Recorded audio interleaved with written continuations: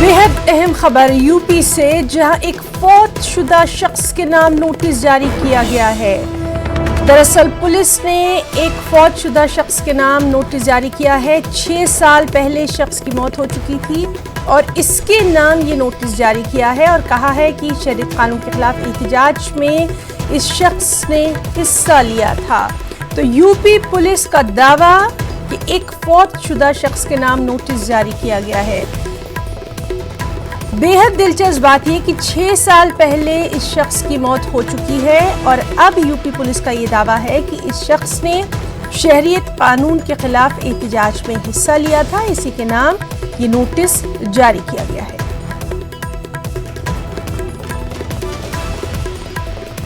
और चलिए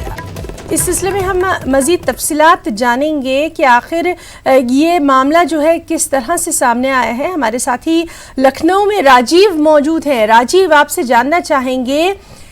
एक शख्स जिसकी मौत हो चुकी है उसके नाम भी यूपी पुलिस की जानिब से एक नोटिस जारी किया गया है, क्या है पूरा मामला?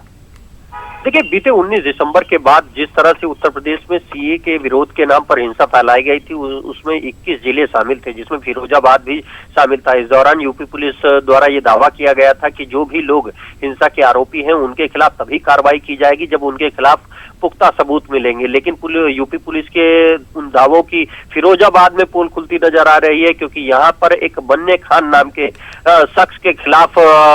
नोटिस जारी की गई है और उनसे जुर्माना अदा करने को कहा गया है और जुर्माना अदा न करने पर उनकी संपत्ति कुर्क करने की बात कही जा रही है, जबकि बन्ने खान की 6 साल पहले ही मौत हो चुकी है। तो ऐसे में कहीं न कहीं यूपी पुलिस के उन दावों की पोल खुलती है जिनमें यह कहा गया था कि उन्हीं के खिलाफ कार्रवाई होगी जो हिंसा के दौरान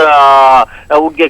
वीडियो फुटेज सामने होंगे, उनकी फोटो होंगे। लेकिन सवाल ये उठता है कि आखिर जिस शख्स के 6 साल पहले मौत हो गई उसके खिलाफ यूपी पुलिस ने या जिला प्रशासन ने,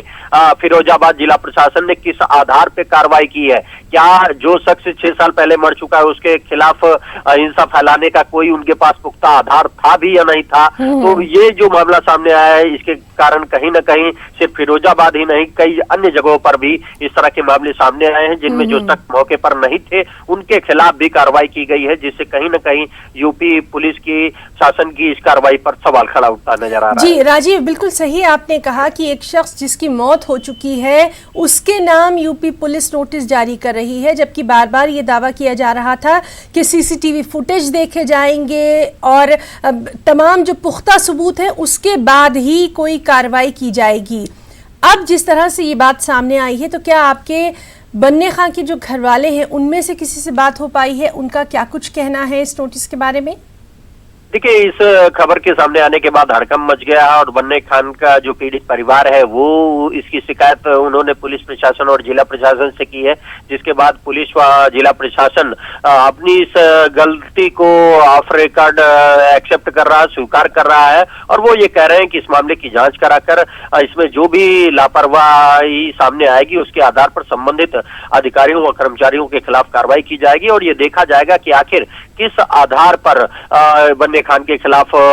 ये नोटिस जारी हुई, जब वो शख्स इस दुनिया में है ही नहीं। ये साफ दावा किया गया था जिला पुलिस प्रशासन और जिला प्रशासन को, ये सख्त शासन द्वारा भी, योगी सरकार द्वारा भी निर्देश दिया गया था। सीएम योगी ने खुद कहा था कि सिर्फ उन्हीं के खिलाफ कार्रवाई होगी जो हिंसा फैलाते हुए दिखेंगे, सीसीटीवी में कैद होंगे या कोई अन्य उनके पास रिकॉर्ड होगा। लेकिन सवाल ये उठता है कि जो शख्स इस दुनिया में है ही नहीं उसके खिलाफ ऐसा फिरोजाबाद पुलिस को या प्रशासन को क्या दस्तावेज मिल गए जिसके आधार पर यह कार्रवाई की गई है? अब इस खबर के बाद हालांकि हड़कंप मचा है और जिला प्रशासन, पुलिस प्रशासन इस मामले में जांच कराकर दोषी लोगों के खिलाफ कार्रवाई करने की बात कर रहा है। जी राजीव, आखिरी सवाल ये है कि जिस तरह से बन्ने खान के खिलाफ ये नोटिस जारी किया गया है, तो क्या उनके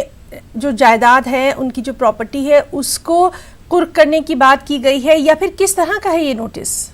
देखिए, जब पूरे उत्तर प्रदेश में हिंसा फैलाई गई थी उस दौरान मुख्यमंत्री योगी आदित्यनाथ ने ये कहा था कि जिन जिन जिलों में हिंसा फैलाई गई है वहां से जो सार्वजनिक संपत्ति का नुकसान हुआ है और उसकी भरपाई की जाएगी, और ये भरपाई उन लोगों से की जाएगी जो हिंसा फैलाते हुए दिख रहे होंगे, जिनकी तस्वीरें सीसीटीवी कैमरे में होंगी या फिर पुलिस के पास कोई अन्य प्रमाण होंगे। लेकिन जो मामला फिरोजाबाद में सामने आया है उससे कहीं ना कहीं पुलिस प्रशासन की कार्रवाई पर एक बड़ा सवाल खड़ा हुआ है, क्योंकि जो शख्स है ही नहीं, आखिर उसका वीडियो या अन्य प्रमाण पुलिस को कैसे मिल गए और कैसे जिला प्रशासन द्वारा उसके खिलाफ आर्थिक नुकसान की भरपाई की नोटिस जारी की गई। तो कहीं ना कहीं इसमें प्रशासन स्तर पर एक बड़ी चूक हुई है, और ऐसे में अब देखना होगा कि जिला प्रशासन इस मामले में दोषियों के खिलाफ क्या कार्रवाई करता है। जी राजीव, और जाहिर सी बात है कि अब ये पूरे मामले पर आनन फानन में लीपापोती की भी कोशिश जरूर की जाएगी।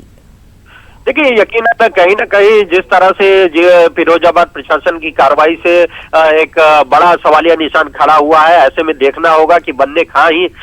एक मात्र केस है या कई ऐसे लोग सामने आए थे। लोगों द्वारा पूरे यूपी में यह दावा किया जा रहा है कि जो लोग मौके पर नहीं थे उनके खिलाफ भी पुलिस प्रशासन द्वारा कार्रवाई की गई है, और ये बात जो अभी तक आरोप लगाए जा रहे थे वो फिरोजाबाद में आए केस के बाद स्पष्ट भी हो जाती है कि जो लोग मौके पर नहीं थे, जिनका हिंसा में कोई हाथ नहीं था, उनके खिलाफ भी पुलिस प्रशासन कार्रवाई कर रहा है, उनके खिलाफ भी उन संगीन धाराओं में मुकदमा दर्ज किया जा रहा है, और उनकी संपत्ति कुर्क करके उनके नुकसान की भरपाई करने के नोटिस भेजा जा रहा है। जबकि वो शख्स न तो मौके पर मौजूद था, लेकिन फिरोजाबाद में तो